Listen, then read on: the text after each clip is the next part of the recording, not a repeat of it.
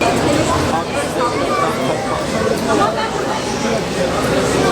adım geri gidebilir miyiz? Saygıdeğer ağzını. Bir adım geri gidelim. Euzubillahimineşşeytanirracim. Bismillahirrahmanirrahim.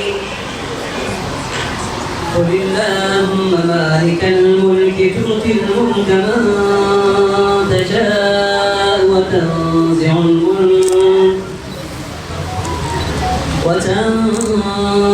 الملك ممن تشاء. Terör devleti İsrail tarafından yapılan soykırım insanlık tarihine kara bir leke olarak geçmekte.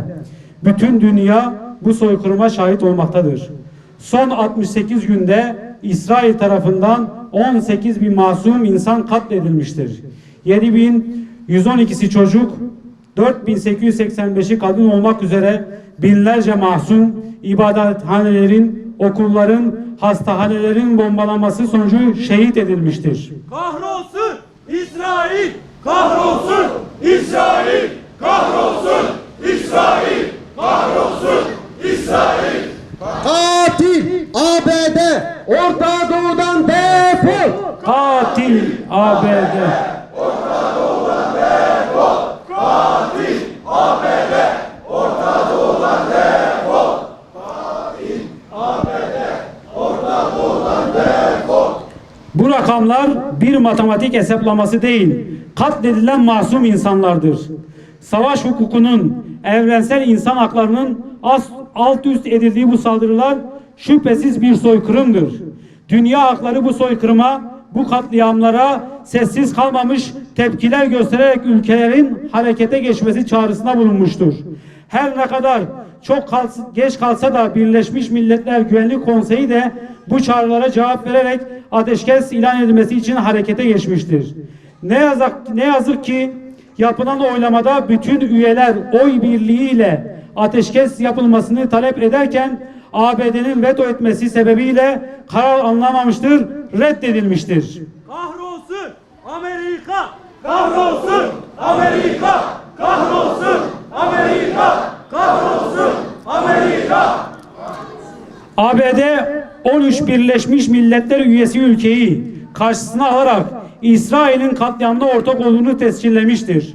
Böylece Amerika tarihine de İsrail barbarlığına ortak olmak bir kara leke olarak yazılmıştır. Bu red kararı şüphesiz Amerika halkının değil, iktidarda bulunan Siyonist Biden hükümetinin bir kararıdır. Zalimler için yaşasın cehennem! Zalimler için yaşasın cehennem! Zalimler için yaşasın cehennem!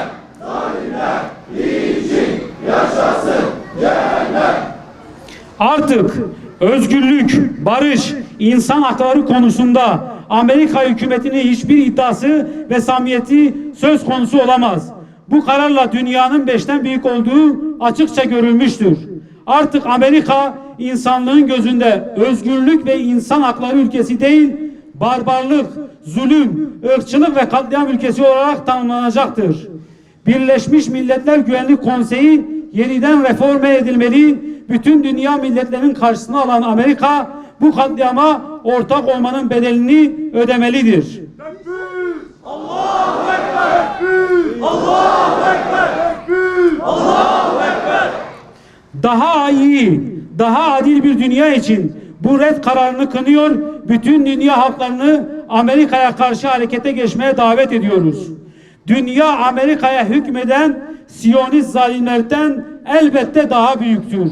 Müslümanlar muzaffer olacak, onurlu ve izzetli Gazze halkının dik duruşu katil İsrail'in sonunu getirecektir Allah'ın izniyle. Yaşasın küresel intifada! Yaşasın küresel intifada! Yaşasın küresel intifada! Yaşasın küresel intifada! Dünya Amerika'ya hükmeden Siyonist zalimlerden elbette daha büyüktür. İşgal edilen Filistin topraklarındaki bu zulmün hesabı insanlık vicdanıyla birlikte hukuk önünde elbette sorulacaktır.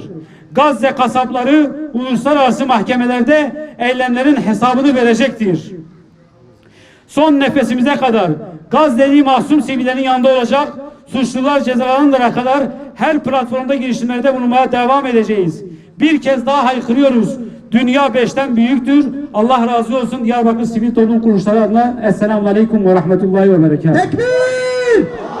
Alhamdulillahi Rabbil alemin. Vessalatu vesselamu ala Resulina Muhammedin ve ala alihi ve sahbihi ecma'in. Rabbena taqabbal minna inneke entes semiul alim. Ve tub aleyna ya Mevlana inneke entet tevvabur rahim. Vehdina ila'l hakkı ve ila tariqin müstakim. واعف عنا يا رحيم واعف عنا يا كريم واغفر لنا ذنوبنا بفضلك وجودك وكرمك ويا أكرم الأكرمين ويا أرحم الراحمين آمين يا رب العالمين. İlahi ya Rabbi, huzurunda durduk, boynumuzu büktük. Sen burada ettiğimiz duaları huzuru Beytullah'ta edilen dualar zümresine ilhak eyle ya Rabbi. Ya Rabbi biz aciz kullarının duasını kabul eyle ya Rabbi.